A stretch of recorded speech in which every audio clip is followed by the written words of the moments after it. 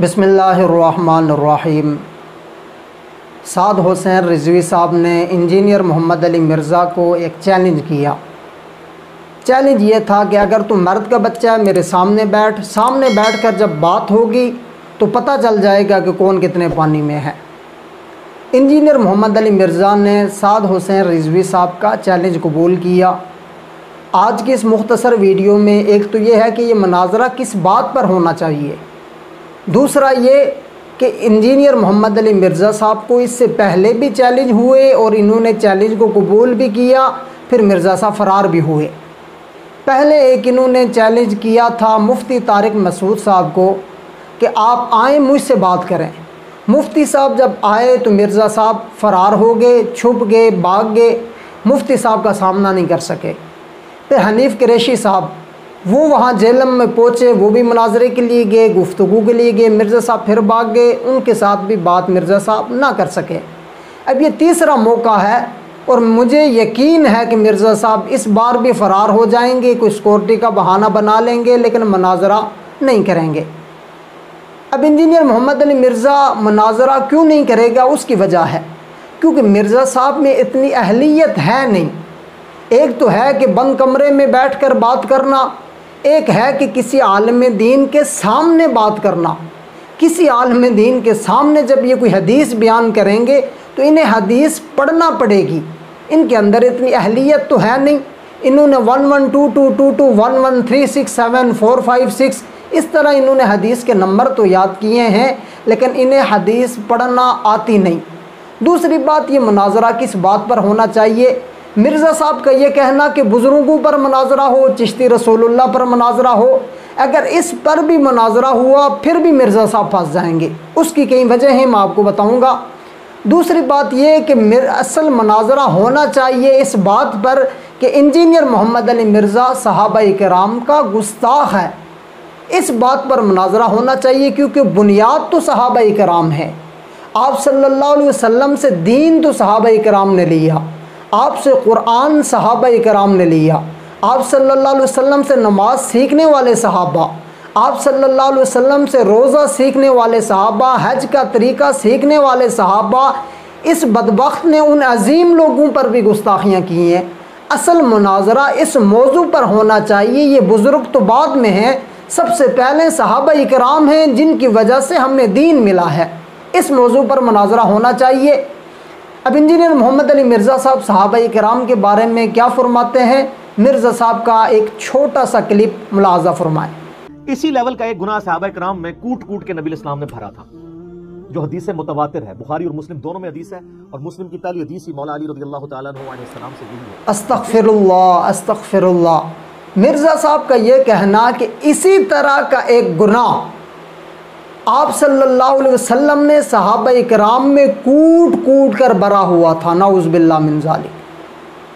क्या ये आप सल्लल्लाहु अलैहि वसल्लम पर तोहमत नहीं है?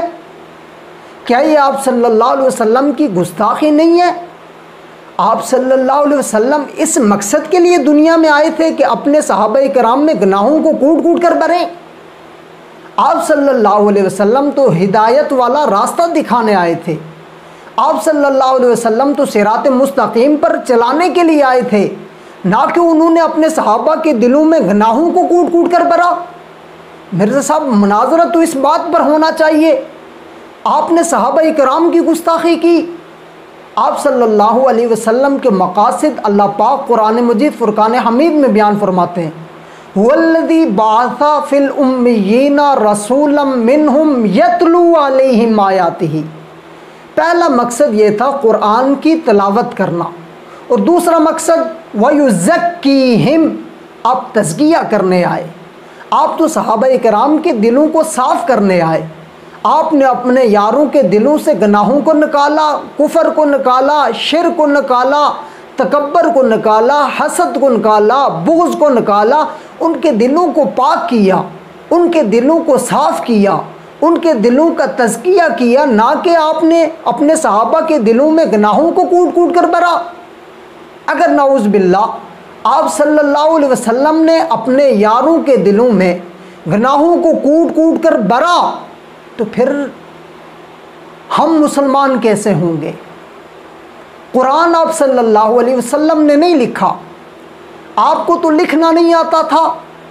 कुरान तो हज़रत अबू बकर सिद्दीक़ रज़ी अल्लाह ताला अन्हु के दौर में फ़ारूक आज़म रज़ी अल्लाह ताला अन्हु के राय से कुरान लिखवाया गया। लिखने वाले सहाबाए किराम, जब उनके दिल में गुनाहों को भर लिया गया था तो फिर उनका लिखा हुआ कुरान कैसे सही हो सकता है? ये मिर्ज़ा साहब और मिर्ज़ा साहब के चेलों से सवाल है कि आप कुरान से दलील पेश करेंगे साद रिज़वी साहब के सामने। इस कुरान को लिखने वाले सहाबाए किराम में इस कुरान के कातिब हज़रत अमीर मुआविया रज़ी अल्लाह ताला अन्हु भी हैं। आप तो हज़रत अमीर मुआविया रज़ी अल्लाह ताला अन्हु के बारे में ये बकवास कर चुके हैं कि अगर मैं उस दौर में होता तो उनके ख़िलाफ़ तलवार सौंप लेता। अब मेरी ज़ुबान उनकी बुराई बयान करने से कोई रोक नहीं सकता। तो आपकी गलीज़ ज़ुबान तो हज़रत अमीर मुआविया रज़ी अल्लाह ताला अन्हु के ख़िलाफ़ चली। उनके लिखे हुए कुरान से आप दलील कैसे देंगे? उन्हीं को आप बुरा भला कहते हैं और उन्हीं के लिखे हुए कुरान से आप दलील पेश करेंगे। और आपका ये कहना कि सहाबा के दिल में आप सल्लल्लाहु अलैहि वसल्लम ने गुनाहों को कूट कूट कर भरा था। हदीस आप सल्लल्लाहु अलैहि वसल्लम ने नहीं लिखी, हदीस को लिखने वाले सहाबाए किराम हैं। जब उनके दिल में गुनाहों को कूट कूट कर भर लिया गया था तो फिर उनकी लिखी हुई हदीस कैसे सही हो सकती है? अब उन्होंने जो अहादीस लिखी उन पर एतबार किस तरह किया जा सकता है? ये मिर्ज़ा साहब और मिर्ज़ा साहब के चेलों से मेरा सवाल है, जब सहाबा के दिल में गुनाह कूट कूट कर भर दिए गए थे तो फिर उनका लिखा हुआ कुरान कैसे सही हो सकता है? उनकी लिखी हुई हदीस कैसे सही हो सकती है? जब कुरान भी सही ना हो नऊज़ बिल्लाह, हदीस भी सही ना हो नऊज़ बिल्लाह, फिर मिर्ज़ा साहब आप कौन सी दलील पर बात करेंगे? आप फिर किस तरह 1122 करेंगे, किस तरह 221 करेंगे जब हदीस लिखने वाले सहाबाए किराम हैं? आपने तो उन अजीम लोगों की गुस्ताखियाँ की हैं। बाकी बात रही मोइनुद्दीन चिश्ती साहब की, आप इस पर भी साद रिज़वी साहब से बात नहीं कर सकते। उसकी वजह है, मैंने इससे पहले एक वीडियो बनाई जिसमें मिर्ज़ा साहब के सारे क्लिप तरतीब के साथ चलाएँ। मिर्ज़ा साहब ने दो किस्म के दावे किए। एक दावा ये है थानवी दज्जाल, शिबली दज्जाल, चिश्ती दज्जाल। ये मिर्ज़ा साहब के यूट्यूब के अंदर बेशुमार इस तरह के क्लिप मौजूद हैं। एक तरफ इनका दावा ये है कि चिश्ती दज्जाल, ये दज्जाल थे मोइनुद्दीन चिश्ती नऊज़ बिल्लाह। और दूसरी तरफ मिर्ज़ा साहब का एक ताज़ा इंटरव्यू आया जिस इंटरव्यू के अंदर मिर्ज़ा साहब फरमाते हैं कि मेरा हुस्न ज़न ये है कि इन बुज़ुर्गों ने नबुव्वत का दावा नहीं किया। मैंने इससे पहले एक वीडियो बना ली है, उसमें मिर्ज़ा साहब का क्लिप भी मौजूद है। आज हम क्लिप नहीं चलाएंगे, आप पहले वाली वीडियो देख सकते हैं। मिर्ज़ा साहब ने तीन बातें की। एक बात तो ये की कि मेरा हुस्न ज़न है कि इन बुज़ुर्गों ने ये काम नहीं डाला, यानी इन्होंने नबुव्वत का दावा नहीं किया। मिर्ज़ा साहब की दूसरी बात ये थी कि इन बुज़ुर्गों की तरफ ये बात मंसूब है, हकीकत का इससे कोई ताल्लुक़ नहीं है। तीसरी बात मिर्ज़ा साहब की ये थी कि अगर ये बुज़ुर्ग दोबारा ज़िंदा हो जाएं, कब्रों से उठ के आ जाएं और दुनिया में आकर ये ऐलान करें कि हमने अपना कलमा पढ़वाया था, हमने नबुव्वत का दावा किया था, फिर वो काफिर होंगे। तो ये तो कोई भी अगर नबुव्वत का दावा करे वो दायरे इस्लाम से खारिज होगा। ये अहले सुन्नत वल जमात का यही अकीदा है। वो देवबंदी हूँ, वो बरेलवी हूँ, वो अहले हदीस हूँ, तमाम मकातब फ़िक्र का यही अकीदा है। जो नबुव्वत का दावा करे वो दायरे इस्लाम से खारिज है। अब मिर्ज़ा साहब किस बिना पर आप साद रिज़वी साहब से बात करेंगे? आप एक तरफ बात करेंगे, आप कहेंगे कि ये दज्जाल थे, इन्होंने नबुव्वत का दावा किया था। वो आपको आपका क्लिप पेश करेंगे कि मोहतरम आपने ख़ुद फरमाया कि ये बातें उनकी तरफ मंसूब हैं, हकीकत का इससे कोई ताल्लुक़ नहीं है। वो आपका क्लिप आपको पेश करेंगे कि मोहतरम आपने ख़ुद फरमाया कि ये मेरा हुस्न ज़न ये है कि इन बुज़ुर्गों ने ये काम नहीं डाला। वो आपका क्लिप आपको पेश करेंगे कि आपका ये कहना कि ये लोग कब्रों से उठ कर आए, दोबारा ज़िंदा हूँ, फिर नबुव्वत का दावा करें, फिर ये काफिर होंगे। तो इस तरह तो अहले सुन्नत वल जमात का भी यही अकीदा है। फिर बात किस बात पर होगी? मुनाजरा किस बात पर होगा? बहस किस बात पर होगी? मिर्ज़ा साहब आप किसी बात पर भी मुनाजरा नहीं कर सकते।